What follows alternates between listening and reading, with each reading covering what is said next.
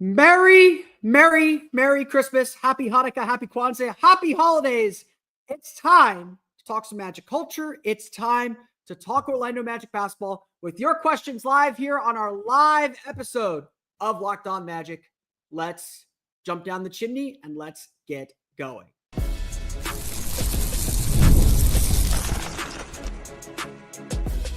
You are Locked On Magic, your daily Orlando Magic podcast.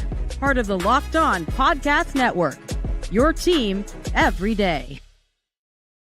And you are indeed Locked On Magic. Today is December 24th. It will be December 25th, 2024. Merry Christmas to all who celebrate. Happy holidays to all who celebrate and don't celebrate. Hope you're having a great time off from work at the very least. If you get that, I know not everybody does. Do truly appreciate you joining us for a little bit of Magic talk here on the spaces, on X, on @OMagicDaily, or on YouTube. Leave your comments. I will get to your questions here shortly. But first, my name is Philip Rossman-Reich. I'm the senior writer over at OrlandoMagicDaily.com. Of course, find me on Twitter at PhilipRR_OMD. And don't forget, you can also check, and also at Blue Sky at PhilipRR. On today's episode of Locked On Magic, I'm going to talk a little bit about Magic culture. What does Magic culture mean? We're going to get away from culture because the Heat own that word and it's stupid and terrible. But we'll talk a little bit about what the Orlando Magic have shown us over the last week and what that means for the team moving forward. And then I want to spend the rest of my time answering your questions about the Orlando Magic. But before we do any of that, we want to thank you again for making Locked On Magic part of your day every day, no matter when you listen to us, whether it's first thing in the morning, whether it's right when we upload. We truly appreciate you making Locked On Magic part of your day every day.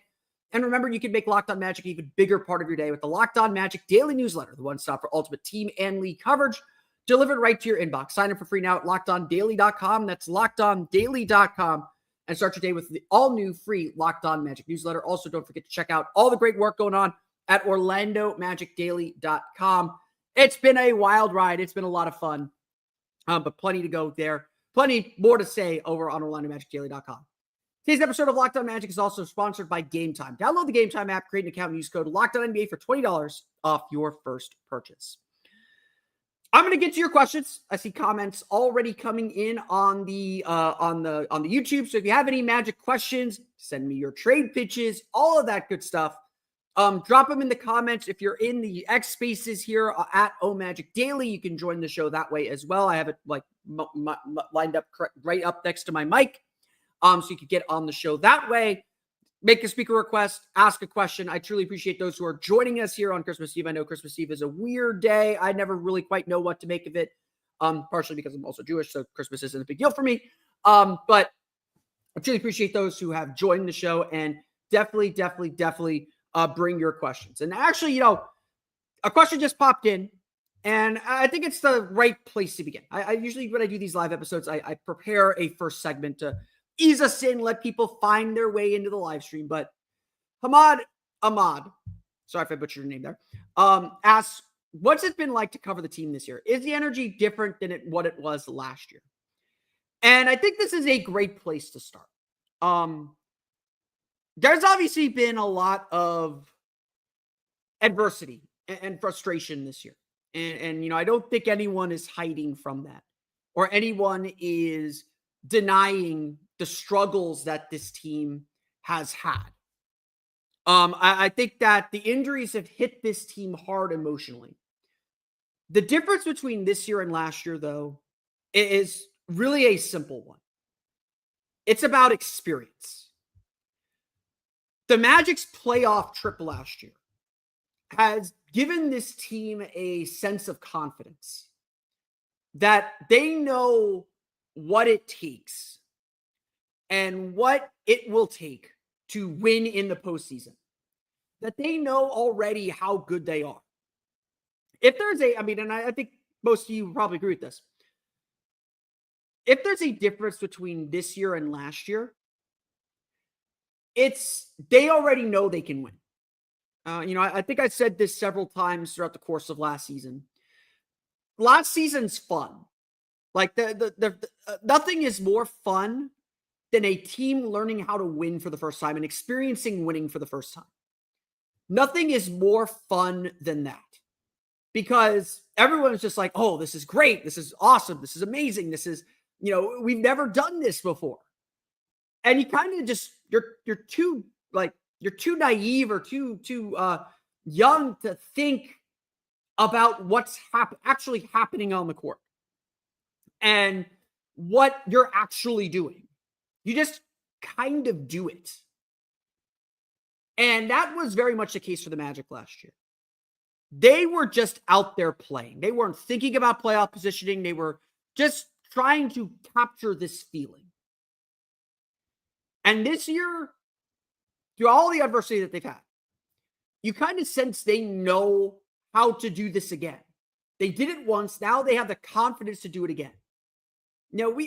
I've covered this team now for 10 years, longer than 10 years, for a long time, for 13 years, I think. I've covered this team for a very, very long time. I've been through a lot of downs and precious few ups.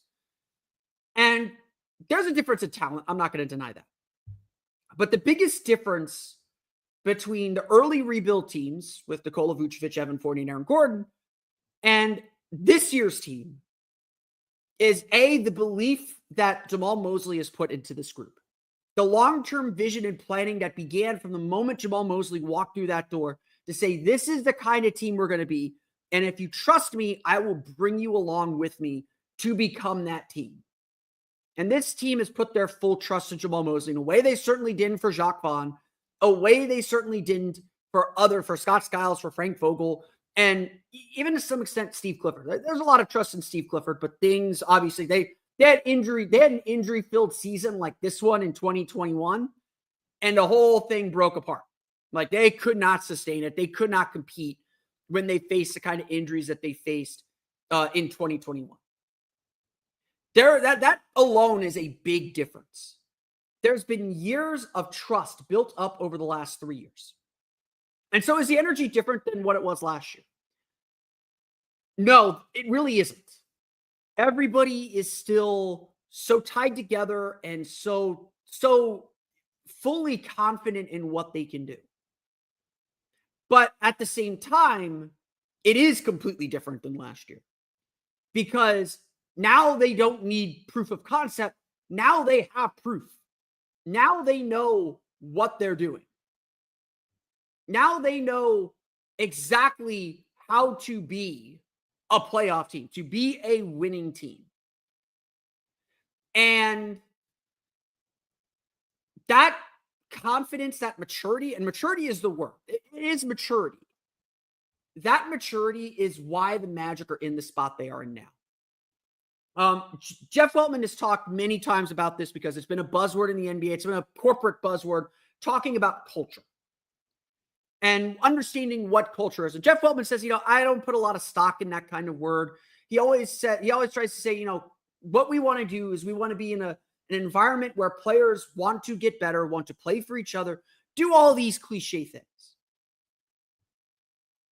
I've said this a few times on the pod over the last week. Culture's easy when everybody's healthy. Culture's easy when you're winning. It is easy to get up in the morning and do the same thing you got to do every single day when everybody's healthy, when everybody is doing exactly what they're supposed to be doing. It's easy. Why the Miami Heat are so revered as a culture is because when guys go down, when guys get hurt, they're still dangerous. They don't change the way they play. They find guys who fill in and step up. And yeah, they probably won't be able to win a playoff series with a lot of those guys, although they have. But they'll still be competitive. They don't just wilt just because guys are out. They don't change who they are because guys are out. That's what the Magic have done over the last week. That's what the Magic have done over the last month.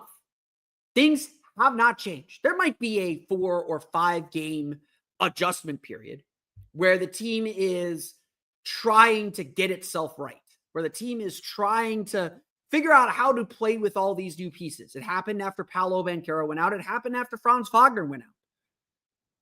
But once this team found that groove, now they know, okay, we're defending like the Magic know how to defend. And now you're starting to see the belief, the confidence, the maturity that is characteristic of the team, that separates this team from so many others. That is a big piece of this puzzle for the Orlando Magic and a big reason for their success. That's why Jamal Mosley will be a Coach of the Year finalist for a second straight year. I'm not going to sit. I don't know if he's going to win it, but he has certainly earned a lot of praise and deserved praise for the coaching that he has done and how he has kept this team ready to play and kept this team in the race. Not just in the race, but in control of the race. If the goal is to be a home court advantage team, the Orlando Magic have done this. The Magic have a real culture. Sorry, Jeff, that's the word we're using. The Orlando Magic have a real culture that has pushed them into this position that they're in. That's my rant for the day. That's my rant for the week. That's my rant for the year. I want to make sure I answer Hamad's question here. It's different, but it's not. The energy is very much the same as last year. There's a selflessness, there's a confidence, there's all of this stuff.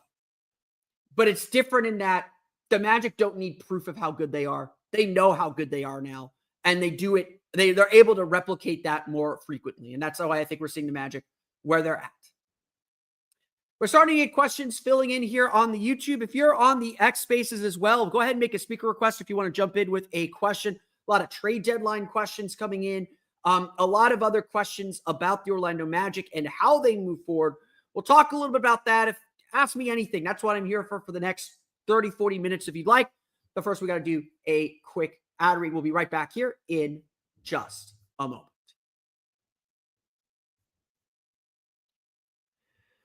But first, today's episode of Locked On Magic is brought to you by our friends over at Game Time. It's a busy time here in Central Florida. We got the bowl games going on. Saturday is the Pop-Tarts Bowl. I am very excited to get my 3 boxes of Pop-Tarts for the year. Yes, I walked out of the stadium with 3 boxes of Pop-Tarts last year. And there's no better way to bring people together than by going to the big game, whether it's the Magic playing on Thursday and Friday and Sunday against the Brooklyn Nets. Let's not forget them. Or going to the big bowl games this week. Game Time is focused on togetherness this holiday season, and that means that you're trying to get the big events that bring everybody together. Game Time has a new feature called Game Time Picks that makes getting tickets for live events even easier. Game Time Picks filters out all the fluff to show you only incredible deals on great seats, so you don't have to waste time searching through thousands of tickets. With Game Time Picks, the curation makes it easier to save more money on sports, concerts, comedy, theater. Their all-in pricing feature allows you to toggle the feature to show the total upfront with no surprise fees at checkout, and their panoramic seat views give you a digital view of your seat before you buy your ticket. And with Game Time, you get the most flexible customer service policy in the ticketing industry. Their customer service is amazing. Take the guesswork out of buying tickets with Game Time. Download the Game Time app, create an account, and use code LOCKEDONNBA for $20 off your first purchase. Terms apply. Again, create an account and use and redeem code LOCKEDONNBA. That's LOCKEDONNBA for $20 off. Download Game Time today. What time is it? Game time. Today's episode of Locked On Magic is also brought to you by our friends over at Rocket Money. Did Rocket Money help you find any subscriptions you forgot about or that you were paying for twice? That definitely happens. I've had a few subscriptions that I didn't even know I was paying for, even though I pretty much do a fine-tooth comb through my credit card bills every month. Rocket Money makes it so easy to track them all down. It's like having a personal assistant for your finances. Rocket Money is a personal finance app that helps find and cancel your unwanted subscriptions, monitors your spending, and helps lower your bills so you can grow your savings. It brings everything together in one place, whether it's subscriptions, your spending habits, or even the goals you want to hit this year.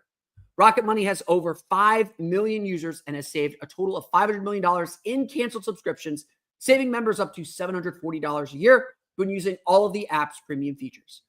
Cancel your unwanted subscriptions and reach your financial goals faster with Rocket Money. Go to rocketmoney.com/lockedon today. That's rocketmoney.com/lockedon, rocketmoney.com/lockedon.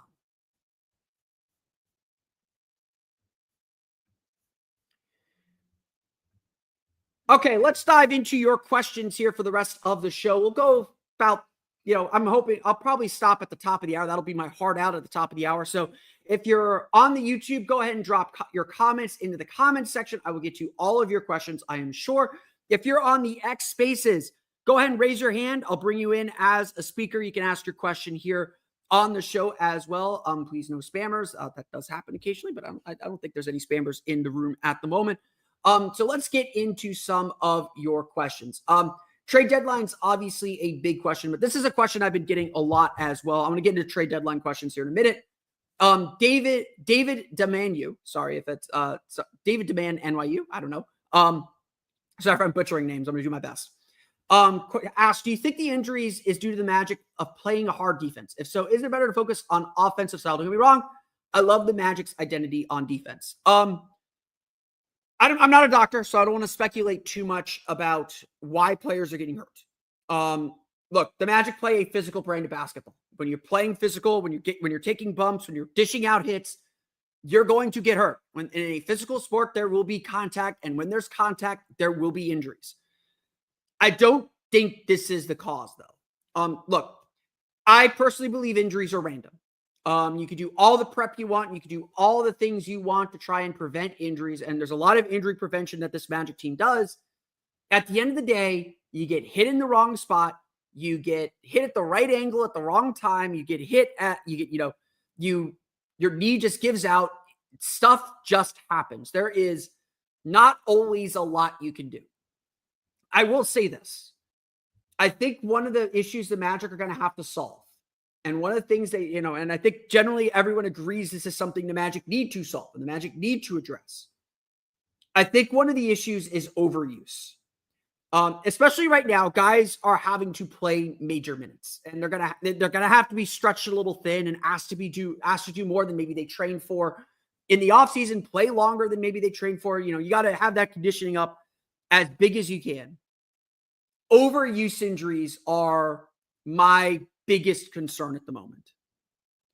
And when I look at this team, like Paolo Banchero's usage rate was around 30%. He has a lot of ball handling responsibilities in addition to scoring opportunities.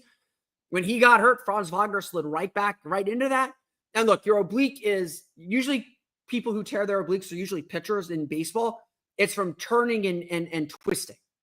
Paolo claimed that he believes he got hurt trying to make a wraparound pass. Again, not a lot you can do about that. And so I think generally most Magic fans agree with this.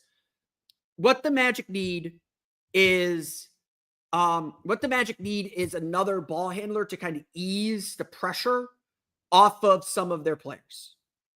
What they need right now is to give Paolo and Franz a little bit of a break, to not necessarily take the ball out of their hands. I think they're very conscious about not taking the ball out of their hands, but to make things easier for them. And adding another player who can create would obviously make things a lot easier for them.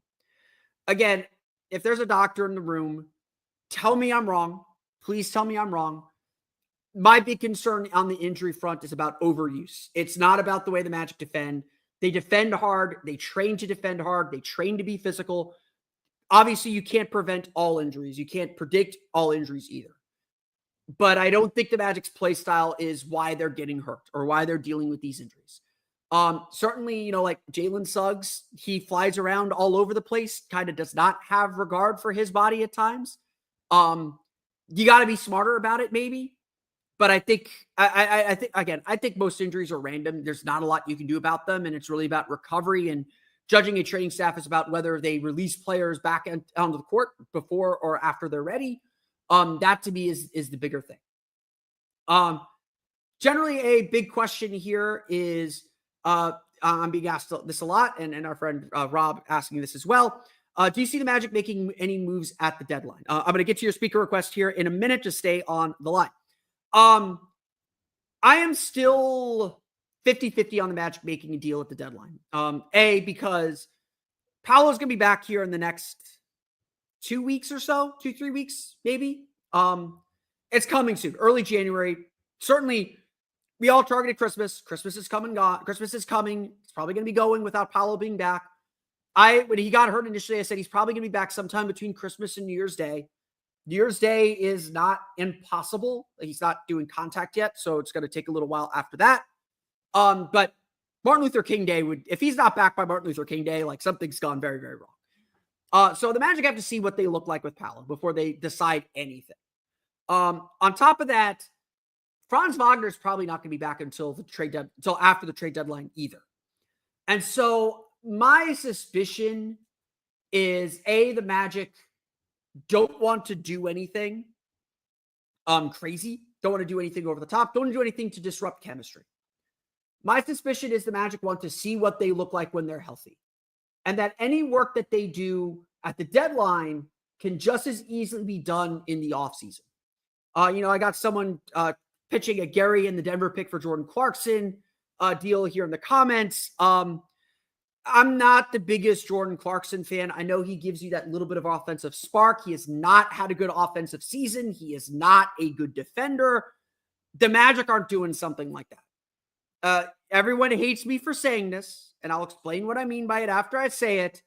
Repeat it back to me. The Magic are not in on this season. This season is not about this season. And look, what I mean by that is the Magic aren't all in on this season. Like where they finished this year, yeah, they won 4th. They finished 5th. They're not going to lose sleep over it. It'll be another thing to think about and assess and say, okay, what do we need to get to this next level? The Magic don't need to do anything this year. The only kind of condition they have, the only thing that they have kind of on their plate is Paolo's new contract coming in, putting them over the luxury tax line. And so, now they'll have to pay a little bit. So I think that they're in a window right now where they do have to do something. And look, I think we all kind of agree that the Magic aren't a finished product yet. They're not a championship level team yet. And that's the next step. It's like, what do the Magic need to get there? Now, if the Magic can find that somewhere, and like I said, finding another ball handler, finding another, maybe a true point guard, finding someone who can also attack off the dribble, that's the sweet spot right now. That's what the Magic need more than anything else. And so, like Gary Harris and the Denver first, those could be really valuable trade pieces. So, that could help them at this year's deadline. Absolutely. Absolutely could help them. Absolutely could help them get something started. Speaking of the Jazz, I think Colin Sexton's the guy. Like if I were making a trade target for this year's deadline, Colin Sexton is the guy. We know he may not have the greatest defensive record. The Jazz are better defensively with him on the floor, although they're not a good defensive team at all. This is a guy that we know competes really, really hard. He can score in bunches. He can create his own shot. He can get downhill. He's a point guard who does not need the ball in his hands. Or he can play some point guard, but does not need the ball in his hands. If I were the Magic, if I'm making a deal at the deadline, that's the kind of guy that I'm targeting. But again, what am I willing to give up? Are the Magic ready to say the Jet Howard experiment is done? Who are they willing to push aside? Because while, adding a Sexton would be nice, it might cost you a Cole Anthony, which, Cole Anthony hasn't been great on the floor, but you can see how important he is in the locker room. And you don't just throw guys like him. You don't just throw like emotional centers like him away, especially mid-season. You can deal with it a little bit in the offseason. Like I was very concerned about losing Markelle Fultz, and it's turned out okay. It's easier to do that in the offseason than during the season. And so I think the combination of the Magic not having their full roster, the Magic not really seeing fully who they are, I think that means the Magic are going to be patient. I know everyone hates that. They want the big move. The Magic aren't gunning for a championship this year, so I don't think there's an urgency to do something this year. Thank you for the question. I'm going to get to plenty more of your questions. I see a lot of questions coming in. I've already addressed the health question. I'm not going to go back to that. So if you're on this X Spaces, you want to jump in with a question, go ahead and raise your hand. Sorry, I missed one earlier. Go ahead and answer. Go ahead and raise your hand and ask a question on the Spaces. I'll get to more of your questions here on the YouTube coming up in just a moment.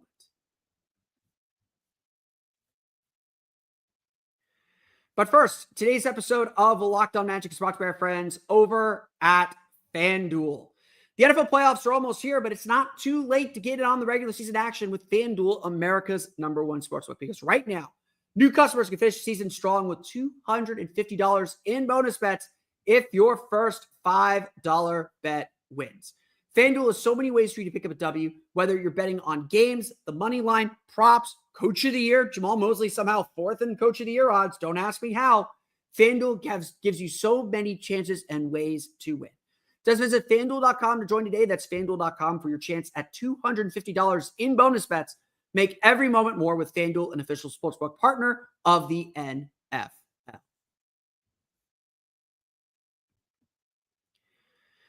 This is Phil Brostreich, again, the host of Locked On Magic, the senior writer over at OrlandoMagicDaily.com. If you are on the X Spaces on at OMagicDaily, go ahead and raise your hand if you have a question, want to jump in with a thought on the Magic. This is your show. This is your moment. I'm going through the mailbag, going through your comments here as well. Before I get to the more serious question of this part of the show, let me get to the one that I get a lot. I want to end it. I want to just kind of nip this in the bud. Luis Rosario asked, what do you think of bringing back Dwight Howard for a second time in a run of an Eastern Conference championship or even an NBA Finals appearance? Dwight Howard ain't that player anymore, guys. Look, the Magic roster right now is full. They got 15 players. Unless a trade is coming, unless they're cutting Caleb Houston or Gary Harris or someone else, the Magic are not adding a full-time roster player until they make a trade or until the trade deadline. If anything, the Magic would try and clear a roster spot to convert Trevelin Queen's contract to a standard contract. And honestly, if the Magic are going to do a trade, that's probably going to be the purpose. Like trading Caleb Houston for a couple seconds or a second-round pick, not giving up on that project, but saying Trevelin Queen is more worth our time than Caleb Houston. The way the Magic are running their rotation would suggest they believe that anyway. Getting Trevelin Queen on a full-time contract would probably be a bigger goal than anything else that the Magic are doing. Obviously, Mo Wagner's injury means the Magic are down a center. They've got two centers, two very high-quality centers in Wendell Carter and Goga Bitadze. Unless one of them gets hurt, I don't think the Magic are worried about their center position very much. I would add a third body as an e-bug, as an emergency backup goalie. I just like saying the word e-bug.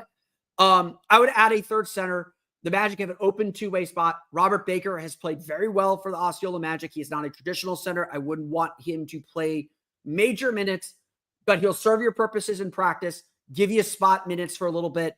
I think that's the direction the Magic go. Now, again, trade deadline stuff, like let's say Wendell Carter misses another 10 games somewhere, and he's not reliable injury-wise. He's not fully healthy anymore. Then the Magic would need, okay, we got to address the center position. We got to shore that up a little bit immediately. That's when they make a trade. So I don't think that is the case right now. So look, Dwight Howard was just nominated to the Hall of Fame. That should tell you everything you need to know about his status as an NBA player. The Hall of Fame believes his NBA career is done. Let's celebrate Dwight Howard in August and September. Let's celebrate his career when we get there, but we're still very, very, very far away from that. Or his time in the NBA is very, very, very good. Kind of on that point too, Doc 2 asked, will they get a roster exception for Mo? If so, let's sign TQ to a contract for the postseason. They will not get an extra roster spot for Mo. It does appear like the Magic are going to apply for the disabled player exception, which would allow them to sign a player at about $5 million per year for just the rest of the year. The Magic are about $1 to $2 million under the cap. So they would need that if they wanted to sign a significant player. A lot of teams apply for this, never use it. I don't anticipate the Magic needing to use that at all, but they will do that. And again, like I said, if the Magic do make a trade at the trade deadline, I believe it will be to free up a roster spot so they can convert TQ's contract to a full contract, to a standard contract, probably give him a 2-year deal, maybe even a 3-year deal with options on those the last 2 years. So, look, TQ looked like an NBA player when he played for the Magic last year. He's obviously looking like an NBA player this year. So very, very good stuff there. Our friend Fazan Amer, friend of the show, asked your thoughts on Suggs' handle and ability to be the primary play caller, getting the team in and out of their sets now that he's had a sizable portion of on-ball reps in the absence of Franz and Paolo. I like that the Magic experimented with Jalen Suggs at the point. And the way that the Magic play, they don't need a traditional point guard. This whole time with Paolo out, with Franz out, has been good for Jalen Suggs. Even though he's struggling, even though he's making a ton of mistakes, it's good. And you want, the part of the Magic's mission this year is to give these young players the space to make mistakes, the space to make an error. Yes, it affects winning and losing, but it's not the end of the world. They're still able to rally and fill in for whatever mistakes they're making. I will say this. no player has suffered more from Paolo Banchero's injury than Jalen Suggs. His catch and shoot diet has almost completely disappeared. And that is honestly where he is most effective on offense. I think Suggs has been fine bringing the ball up. I think Suggs has been fine organizing the offense. I think Suggs has really struggled still with his decision-making off the dribble and has still really struggled driving and getting downhill. I use this analogy a lot. Jalen Suggs gets over his skis. And if you've ever skied, it's about balance. You don't want to be too far over, too far back. It's all about balance, staying kind of on top of your shoes, on top of the skis, controlling where you're going. If you go too far over, you're going to fall head first and tumble down the hill. We're Florida. We don't ski very much. So sorry. Jalen Suggs, I still feel like is still at the stage where he was his rookie year when he was doing this role anyway. Just playing a little too fast, trying a little too hard, and not knowing how to moderate his speed. Now, he's gotten better at moderating his speed. He shows that he can keep players on his hip and kind of control where they go to get into floaters and get into some of those shots and some flip shots. And that's an area where he's going to have to continue to improve. But I don't think Suggs is the long-term answer at point guard. Paolo and Franz make that okay because they might be. They can play some point guard. And now that we know that Franz can do it, that's going to make Paolo's life easier. And when everybody's healthy, Jalen Suggs is going to go back to that spot-up shooter role and that attacking off of rotation role that's probably suits him better. The Magic have asked Jalen Suggs to do a lot this year. There's just no denying that. And he has absolutely struggled with it in good ways, but in ways that are costly nonetheless. And unfortunately, Suggs is just, it's not that he hasn't improved. It's just been very slow. And as we begin to think about how this Magic team becomes contenders, as this team thinks about how to become contenders, then that becomes difficult. I think we all know this analogy. Jalen Suggs is the Magic's Marcus Smart. He is essential to the team's defense, gives them a lot of energy. He's a connector that brings the group together, has clear offensive flaws that we don't know if this team can overcome yet. And I think that's really important. I everyone wants to rush to make trades and make these big deals. And sometimes you got to wait and figure it out. Sometimes you got to let things play out. You got to lose in the playoffs before you win in them. It's very, very hard to just jump in the playoffs and be title contenders. And that's the stage the Magic are at right now. They went to the playoffs last year. They saw what they looked like. They liked a lot of what they looked like. They said, let's see if we can do it again. Let's see how our young players grow. And so honestly, yes, Magic need to win in the first round. I'd love for them to get to the second round. I think that is a goal. I think we should be disappointed if they don't, and we should be asking why that didn't happen if it doesn't. But the Magic want to go back to the playoffs and see, okay, how have players gotten better? And where are our holes? Why did we lose these two series? And look, the Magic are probably going to lose a playoff series at some point this year. And that's all information that you need to get better. And as always, the question's going to be, are you losing because of something you don't have? Or can you build what you don't have internally? Clearly, after the playoffs last year against Cleveland, the Magic looked at their roster and said, we're so young. We showed a lot of promise. A lot of the things that we were frustrated with, we believe we can get better internally. The playmaking, Franz will get better. Jalen Suggs will get better. We'll be fine. We'll add some shooting. We'll double down on our defense. We'll be fine. Look, the Magic still need another playmaker. I don't think anyone's debating about that. I've seen comments pitching Anthony Simons, very, very favorite target for Magic fans. People agree with my take on Colin Sexton. That Colin Sexton would be a really good addition to this team. It's finding those guys. It's finding the right guys more than any guys. I don't know if Simons is the right guy. I think he would be a huge boost for this team offensively. At that salary, he's paid $25 million a year for the next 2-3 years. At that salary, I am not touching him because his defense isn't good enough to go that far, be that committed to him, and the Magic aren't desperate. Like, they can lose. Like, again, make the playoffs, obviously, have a competitive first round. The Magic aren't all in on the season. They're like, this year's not the year. It'd be nice if it is. Maybe it is. Maybe it is the year. Maybe we don't know. But this team is building out for 2027, 2028, 2029. That's the window. The window opens in, let's say, 2027. The 2027 finals is when we should be like, okay, this is a championship-ready team. They got 2 years to get there. I know people are impatient these days, but that's the process. Like, if you can open that window sooner, great. Likely the way that the Magic are building, 2027 is when we'll start really competing for championships. Got to go through some lessons here. And so, to me, Jalen Suggs still has a lot of growth. To get back to the point, to get back to the question, Jalen Suggs still has a long way to go to be a point guard. But what he's shown will help when everybody else is healthy. And I am eager to see him back on the floor with Paolo and Franz again, because he showed a lot of promise as a catch and shoot 3-point shooter. And I don't have the numbers in front of me, but the last time I looked, he shot, I think it was 6 or 7 catch and shoot 3-pointers per game in the first 5 games with Paolo, and shot like 45%. That wasn't going to last. But at least since then, he's down to like 3 or 4. Like his like good shot opportunities have been cut into half because he's had to be on the ball more. And so I'd like to see him move off the ball a little bit more. I think that would help him a ton and limit some of the mistakes that he's making.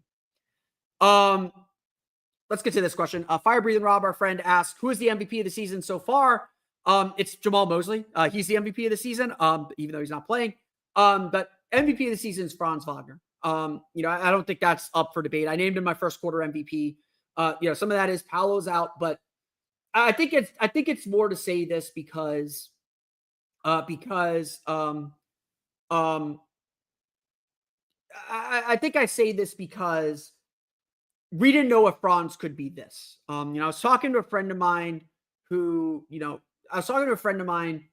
and we were talking about Franz and there's a lot of opinions on Franz, and a lot of people just say, I want to see it in the playoffs. And I was just like, but we did see it in the playoffs. I know game 7 sucked, but game 6 was awesome. He stepped up in the playoffs. Like he made a bad decision going up with his right hand in game 5. Evan Mobley made an incredible play, but Franz had a great playoff series. Again, game 7 was game 7. We don't need to dive into that anymore. We don't need to bring that trauma up anymore. But I think ultimately our question about Franz Wagner, all of our questions, even people who love Franz Wagner, the question was, can he be the quote unquote alpha? Can he be the guy for the team? And I was skeptical of it. I was just like, some people aren't wired that way. Some people aren't like built to be like, I'm going to take over this game. And all of our, for 3 years, everyone complained Franz fades into the background. And I was just like, that just may not be who he is. He just may be that like really strong supporting player. And you just got to build out from there. Ultimately, like so much of the questions about the Magic's build and their potential hinged on Paolo Banchero becoming more efficient, which he was on track to being before his injury. But also hinged on, is Franz Wagner an all-star? And when the Magic gave him a max contract, everybody was like, you only do that if you're ready to answer that question that he is. And none of us think he is, or none of us are ready to say that definitively. Franz Wagner obviously answered that question in the time that Paolo was out. And frankly, Paolo's injury was probably a blessing for that reason, because it forced Franz to be this dude.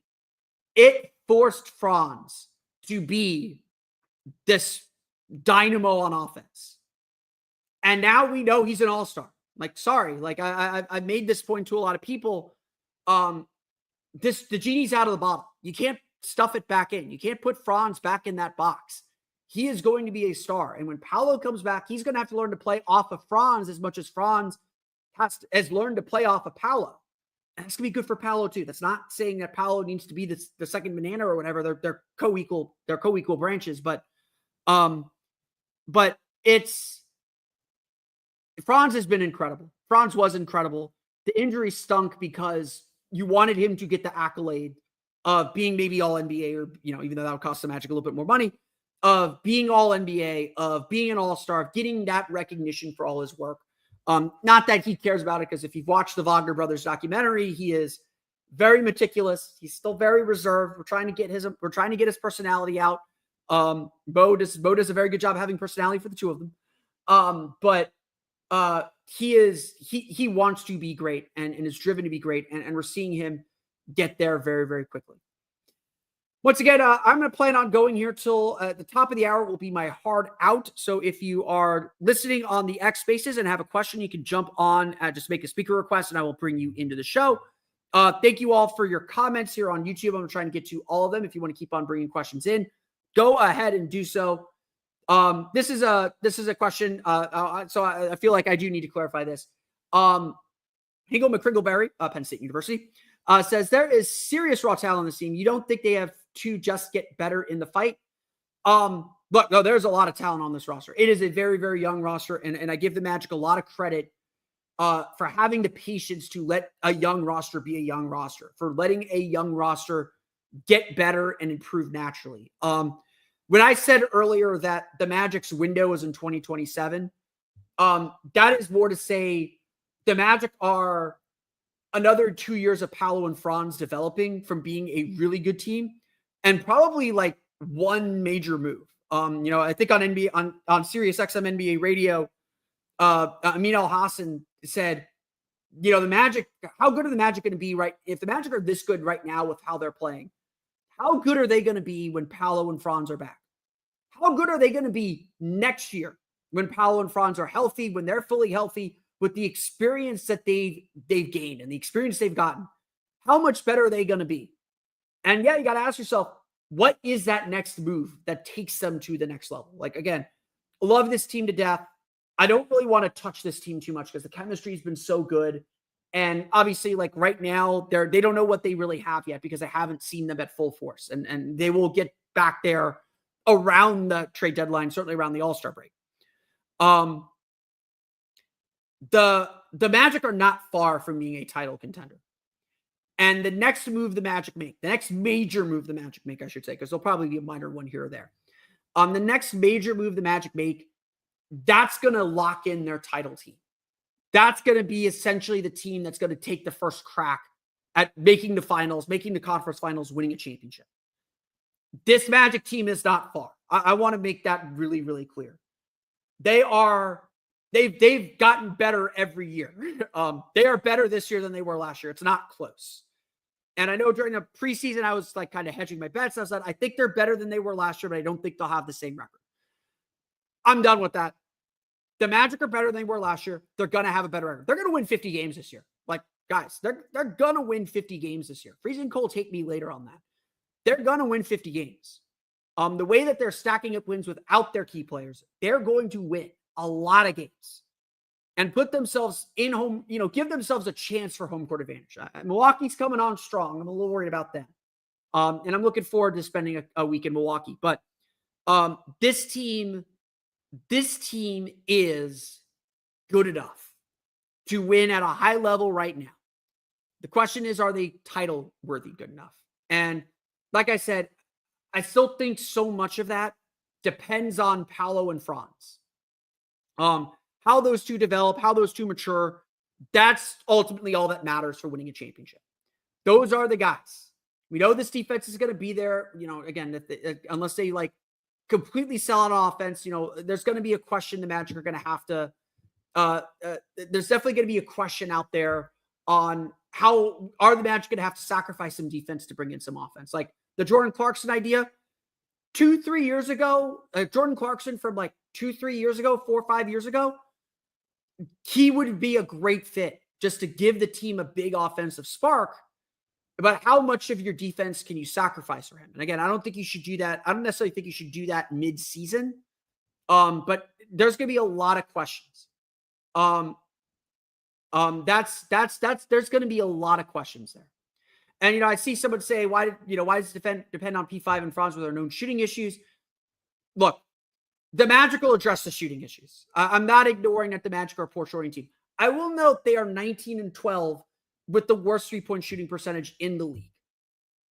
I don't think shooting is as big as people think it is. It is big. I'm not denying it. When you get into a game 7 or a single game situation, you need to be able to hit shots. You need to be able to hit shots reliably. I'm not hiding from that. I want to give you credit here, Daniel Hicks. So I'll put your name up there for a little bit, put a name to the face. I'm not hiding that shooting is an issue, but ultimately we're talking about the ceiling. We're not talking about the floor. We're talking about the ceiling. The ceiling for this team depends on your stars. It always depends on your stars. Paolo and Franz are the key to this team becoming title contenders. And beyond that, it's how do you make their life easier? Yes, adding shooting, which the Magic thought they were doing with Kentavious Caldwell-Pope. I will note, Kenny is shooting like 40+% from three over his last 10 games or last 12 games. Kenny's doing fine. Kenny's starting to ramp back into place. It's just about a lot of other players shooting better. And again, like I mentioned earlier, get Paolo back, get Franz back. Jalen Suggs becomes a spot-up shooter again. Jalen Suggs was shooting 43% from three on spot-up opportunities after all the on spot-up threes before Paolo's injury.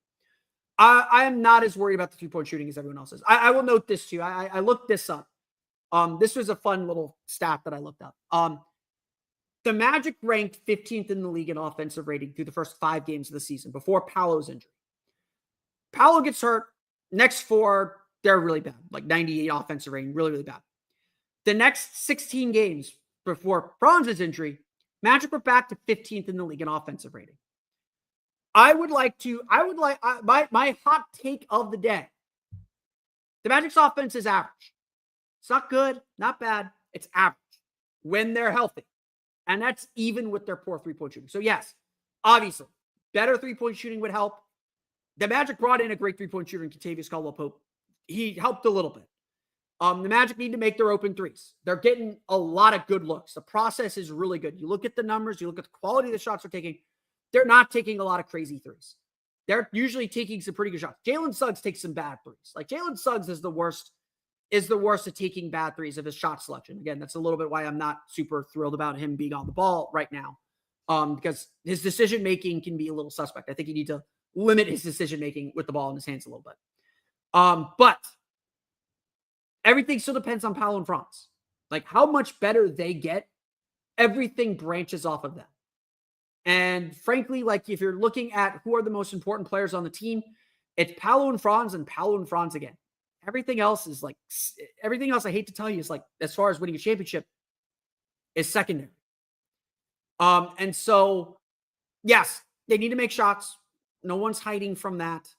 But clearly this team can win and can be very successful even without fantastic shooting. Again, they just have to be league average. Everyone's right. Right now, the Magic can win a lot of games with a league average offense and an elite defense.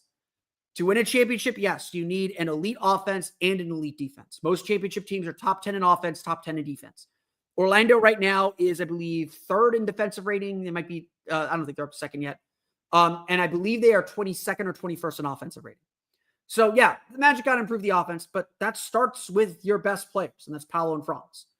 They are your ceiling raisers. They are the guys that define everything about this team. And everyone else is just filler. You're always going to be able to find guys to fill in and help. And the Magic will probably be able to get into the mercenary market here pretty soon. Not that they want to get there because they're about team. They're about building a culture. They're about building the group the way that they want to build it. And so, look, the Magic are taking steps in the right direction. They're on the right path. They are in the right direction. And they're in a really, really good spot right now. That's just plain and simple. They are in a really, really good spot right now. I am running short on comments. So this is going to be your last call to bring comments into the YouTube page as well as punch in on the X Spaces. I want to thank everyone who joined on X Spaces. Sorry, I did miss a speaker request while I was talking about another topic. So I apologize for not getting to you there. I want to appreciate everyone who joined on X Spaces. I want to appreciate everyone who joined on YouTube as well. This will replay as our podcast episode for Wednesday. I want to wish everyone a very Merry Christmas. I hope you're all having a great holidays. Thank you for spending part of your Christmas Eve with me. I know Christmas Eve is a weird holiday. I don't really know everything that goes on, but I know everything's closed. So I appreciate everyone spending some time talking and thinking about the Orlando Magic on this holiday season. I want to thank you all again for listening to Locked On Magic, whether you're listening on the X Spaces or on YouTube. And I want to thank you for subscribing on Apple Podcasts, Stitcher, TuneIn, Himalaya, Google Play, Spotify, Odyssey, all the fun places on the podcast to your podcast enabled device. Don't forget as well, the Locked On Magic daily newsletter exists. More of my writing. Don't get enough of it. It's the one stop for ultimate team and league coverage delivered right to your inbox. Sign up for free now at lockedondaily.com. That's lockedondaily.com and start your day with the all new free Locked On Magic newsletter. I know I tend to write a little long on Orlando Magic Daily. That is sort of my final kind of statement on everything. The Locked On Magic Daily newsletter is a great way to get a kind of short 500-word digest of my thoughts on the Magic for the day. It's usually tied to something I speak about on the podcast. So it's a great way to kind of stay engaged with the Magic in a very, very short form. We are off the next 2 days for the newsletter. So if you sign up today, you won't see one the next 2 days, but we'll be back Friday for that after the Magic's game against the Miami Heat. Let's get to some last minute questions here. Got a couple ratings questions. So I am going to go on my rating spiel here in a moment. And I'll be probably ending the X Spaces here in a moment. I believe I'm capped at an hour. So Vibrant Star asks, do you think we may get more airtime next season? Yes. Plain and simple, yes. Back-to-back seasons, top 4 in the East or top 5 in the East. Back-to-back good seasons, back-to-back playoff seasons, back-to-back good showings in the playoffs. That's how you build the airtime. It's ridiculous that Paolo Banchero, as the number 1 pick, did not get more airtime or did not warrant more time on TV. Look, Victor Wembanyama is really special. I don't want to take anything away from him. Paolo Banchero is a super special player. People are sleeping on him around the league still. People in the league know who he is. People outside the league don't always know who he is because the NBA does a terrible job marketing its new stars and its young stars. The NBA should be, in my opinion, going overtime to market Paolo Banchero. In fact, if you're ready for my I've already given you a hot take of the day. This is my medium take of the day. It would not surprise me that if there is an injury replacement, and Joel Embiid will need to have an injury replacement, if there's an injury replacement for the All-Star game, it would not surprise me if Paolo Banchero is that injury replacement. So provided he comes back in January, plays well, is kind of in that mode, and is trending, very much picking up where he left off. I think it is if I'm Commissioner Adam Silver, it is in the league's best interest to promote Paolo Banchero. He is a young American star. He plays for Team USA when there are not a lot of good young American stars right now. He is pretty marketable. He's, not, I don't think he's going to get you in trouble or anything like that. Even though he's not the most outwardly charismatic guy. This is an old school NBA player that Hoopers love. It would not, it is in the NBA's interest to promote him. And I don't understand why they haven't. I don't understand why they aren't. Well, look, we're going to be the NBA TV series in the fall, unless we're playing the Knicks, unless we're playing, that's pretty much it in the East, actually. The Knicks are the only team that are guaranteed to get all their games on TNT, or probably the Celtics. So, second round's on TV anyway. So the Magic will get more airtime next year. They've earned it. Everyone around the league is talking about them and what they've done over the last week. They've done a lot to get a lot of attention. And it wouldn't surprise me if Magic get a few games picked up in the back half of the season and earn more TV time. But yeah, you're right. Let me do my rant here. Speed 37 Demon on a similar vein asks, hey, Philip, hope the holidays are all well. Thank you. Appreciate it. Hope the holidays are well with you too. What part do you think the mainstream media plays in NBA ratings? Okay, I did this rant on the Mark Moses show yesterday. Let me do it again. The NBA has never been better. The NBA has never been more talented, more deep, more diverse in terms of play style. Everyone's focusing on the three-point shooting. And yeah, there's a lot of threes going up. But that's also the kind of players who are coming into the league. Everyone is modeling after Stephen Curry. Everyone is modeling after Stephen Curry. And the big players, the European players, are modeling after Dirk Nowitzki and Marc Gasol and Pau Gasol, big men who can shoot. The game has changed, and that is not a bad thing. What's happening now is what's happened time immemorial. Defenses haven't figured out how to play the new advancements in offense. And so everyone's playing catch-up. Everyone's trying to figure this out. Granted, I will note this. Celtics averaged 51 threes per game. They shot only 33 last night. The Magic are the best team in the league at preventing three-point attempts. There is a way to do it. It can be done. And the Magic, I think, are part of a wave of young teams like the Thunder and the Rockets who are leading the way in this new charge of how to defend. I think defense is making a comeback. I really do. But all we hear about is, and I agree with JJ Redick completely on this, all we hear about is how bad the league is today. That's all we hear about, is that the league is terrible. So what part does the mainstream media play in NBA ratings? Ratings are down for everyone. Ratings aren't the issue. It's the perception. And the mainstream media plays every part in that. I'm not asking you to let a guy off the hook when he does something bad. I'm not asking people to not play it straight or to just be effusively praising the league. There's stuff that needs to improve in the league. But the league has never been better. And yet all we hear about on TNT is how they don't watch half the teams. They don't know who anybody on the team plays for. All we hear on ESPN is about trades and how this player is unhappy or should request a trade or should go someplace where he can win a championship and all that. And it's not like I shouldn't be trying to win championships, but all we hear about is either complaints about how the game has changed to go back to an era in the 90s when there were better ratings, but the game wasn't nearly as good. Go watch a game from the 90s. It's gonna shock you. Some of the decisions that are made, the spacing that there is, how physical it is, and yeah, maybe adding some physicality back would be good. The Magic would be certainly happy about that. I think the biggest problem the NBA faces is that its media partners hate the game and tell their audience to hate the game. Again, you don't need to sugarcoat something when something is bad. Call it out. TNT does a great job of this in the playoffs. I despise TNT's coverage in the regular season. In the playoffs, they are the gold standard. If they treated every game and every regular season just like they did the playoffs, things would be fine because they love basketball. I don't doubt Shaq, Chuck, and Kenny love basketball.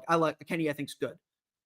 But Chuck and Shaq don't like the way the game is played, even though Chuck would be a darling in the modern NBA. Everyone would love Chuck in the modern NBA. They don't like basketball. They don't like the way the game is played, and they tell the audience not to like the way the game is played. And the NBA's biggest media partner, ESPN and Disney, ESPN will talk endlessly about three teams and three teams only. And they'll claim that this is what the algorithm wants. Well, guess what? You're not telling the audience to look at anything else. Why would you watch the Orlando Magic when nobody in the media partners is telling you hey, go watch the Orlando Magic? Or honestly, if you want to watch 90s basketball, that exists. Go watch Orlando. Go watch Houston. Go watch Oklahoma City. Those teams exist because it isn't just a chuck it up league. There is diversity in offense if you care to look. But I think that right now, negativity sells. I'm in media. I experienced this firsthand. Negativity sells. Speculation sells. I've been told by editors at times to not worry about games, to not have to worry about game coverage. And I will sit there and say, if we're not covering games, what the heck are we doing? What's the point of all this if we're not going to talk about the games themselves? And this is pervasive throughout the industry. Again, I am thankful for the work that I have. I'm thankful for all these opportunities. I am I love this industry. I love this sport. I love this league. I love this team. And generally, I think most people don't care about media problems. But we see this everywhere. Negativity sells. Being bombastic and out there sells. And that's hurting the league. It might give you I'm going to use another Jeff Weltmanism. It might give you a sugar high. You might get a lot of engagement very, very quickly. And it might be a nice spike and might hit and say, oh, that works. But you're going to lose your audience over time. So why are TV ratings going down? It's because year over year, the audience has been told nothing matters until the playoffs. Only 5 teams in the league matter. We have parity in the league. Tell me who's going to win the championship. You can't even tell me who's going to win the East. Boston and Cleveland are right there. Give Orlando a fair shot. Give New York a fair shot to maybe sneak in there. Out West, just look at those standings. Tell me who's going to win the West. The NBA has never been better, more exciting, more deep in talent, and we should be celebrating that. We should be talking endlessly about that. But instead, I'm sitting here talking about TV ratings and about trying to defend that this game is good rather than otherwise. And so, like, that's my rant. Like, I'm sorry. I get very passionate about this because I love this league a lot, and I've seen this league grow. Like, I grew up watching the T-Mac Magic, and I love those T-Mac teams to death. Basketball in the 2000s sucked. Like, plain and simple. It sucked.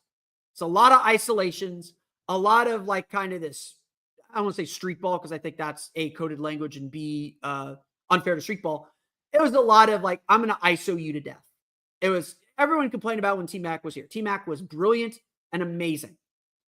But it was one guy working on one side of the floor and four other guys standing and watching. It was not good basketball. As brilliant as Tracy McGrady is, Allen Iverson's one of my all-time favorite players. I loved watching AI play.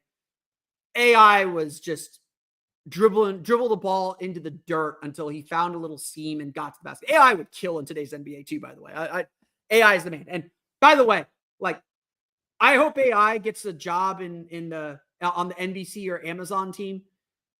For all the former players who trash the game, AI loves the game, loves the modern game, loves the next generation of the NBA so much. And again, that's one of the reasons he is just absolutely beloved. AI is the dude. I want to put, as much as he killed the Magic for his entire career. AI is the dude. I love AI to death. So that's my rant on the TV rating. Since everyone else is talking about it, now you have my 10 cents. Last question before I log off here. I said 7 o'clock was my heart out. It's not now. So here we go. Last question. Omar Cabrera asked me, do you think Dell lost his starting job for good? More questions about Wendell Carter. Pingo McCringleberry, Penn State, says, Wendell Carter Jr., is it wrong to think that there is more to be desired from him? And finally, from Soul Train, WCJ looked solid in Mo Wagner's role. Do you think they need to make a small trade for a center power forward for depth purposes, whether it's Gary Harris or Caleb Houston attached to second rounders? I don't necessarily think Wendell Carter's lost his starting job for good. I'm a Wendell Carter defender, but his lack of explosion and his lack of his ability to jump quickly, I think that's ultimately why he's not going to start. So yes, I think that I don't think I think they'll start him depending on matchups. I think the lineups can be very fluid right now. But I do think that he is in the mix still. But I think the Magic understand that he's going to do really well off the bench. Like you said, I mentioned this on episode a few days ago. I really like Wendell Carter in the role that Mo Wagner had. I think playing off the bench gives him more opportunities to be on the ball, more opportunities to get shots. Look, I have my box score right here. He took 8 shots last night, 5 for 8 from the floor. He's an opportunity to be more of the offensive player that I think he needs to be to get into, to feel the ball and get into rhythm. I think he very much recedes into the background. Like, he is not someone you can't, obviously centers don't create a lot for themselves.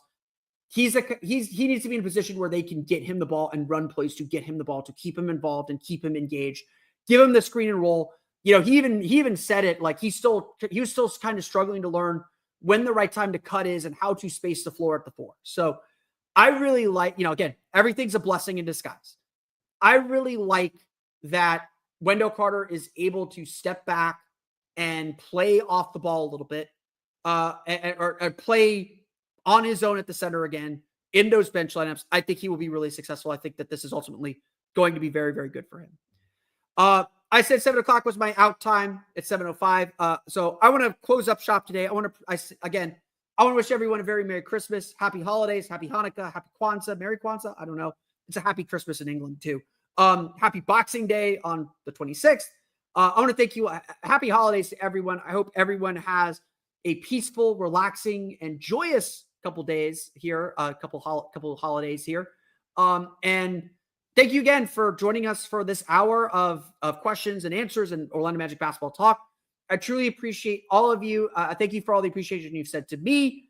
I appreciate all of you and everything that you bring to the show and your support for the show. It's truly meaningful to me. It's still very, very humbling. If you ever see me out and about, I do have Locked On Magic stickers. Let me find it real fast here. Let me pull it out from here. Locked On Magic stickers. If you find me, I will give you a sticker. You get stickers. I have stickers. I have some Locked On Magic merch. I'm not quite the 6-man show yet, but we'll get there. Thank you all again. I'm hoping to do more of these live shows. I really want to do more of these live shows, interact with you more directly. So I appreciate those of you who are able to jump on Christmas Eve here and spread some holiday cheer, spread some Orlando Magic cheer. It's certainly been a very cheery time for the Magic, at least on the court, if not off the court. That's going to do it for me today, though. I want to thank you all again for listening to today's episode of Locked On Magic or joining us on the Twitter space, on the X Spaces on Orlando Magic Daily. For Orlando Magic Daily and Locked On Magic, this has been Phil Rossman-Reich. We'll see you all again next time for another episode of Locked On Magic.